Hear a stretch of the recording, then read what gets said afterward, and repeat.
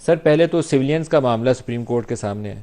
آپ کیا کہتے ہیں وزیر دفاع ہیں، سویلینز کے مقدمات جانے چاہیے ملٹری کورٹس میں؟ بسم اللہ الرحمن الرحیم۔ ملک صاحب، یہ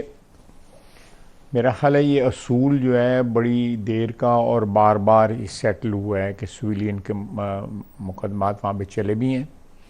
ان کو سزائیں بھی ہوئی ہیں۔ میری اطلاع کے مطابق پچھلی جو حکومت تھی پی ٹی آئی کی، اس میں 25 لوگوں کو سویلینز کو سزائیں ہوئی ہیں وہاں پہ، ملٹری کورٹ سے ہوئی ہیں۔ اس کا بنیادی طور پہ آرگومنٹ یہ ہے کہ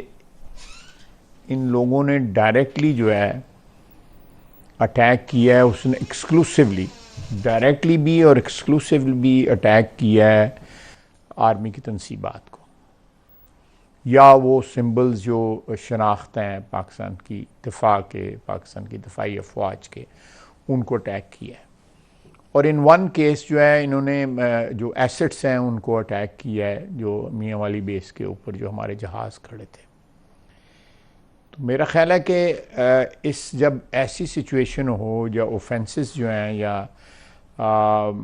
جو زیر بحث جو ان کے اوپر جو الزامات ہیں ان کی نوعیت جو ہے 100% جو ہے فوجی ہو، تو پھر تو ان کا ایک لاجیکل جو ہے ایک وجہ بنتی ہے کہ ان کو فوجی عدالتوں میں جو ہے نا، آپ کہیں بھی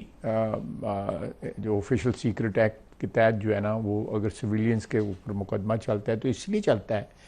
کہ وہ دفاعی نوعیت کے لوگوں کو جو ہے نا، وہ رازوں کو یا دفاعی نوعیت کی انفارمیشن جو ہے لیک کی جاتی ہے۔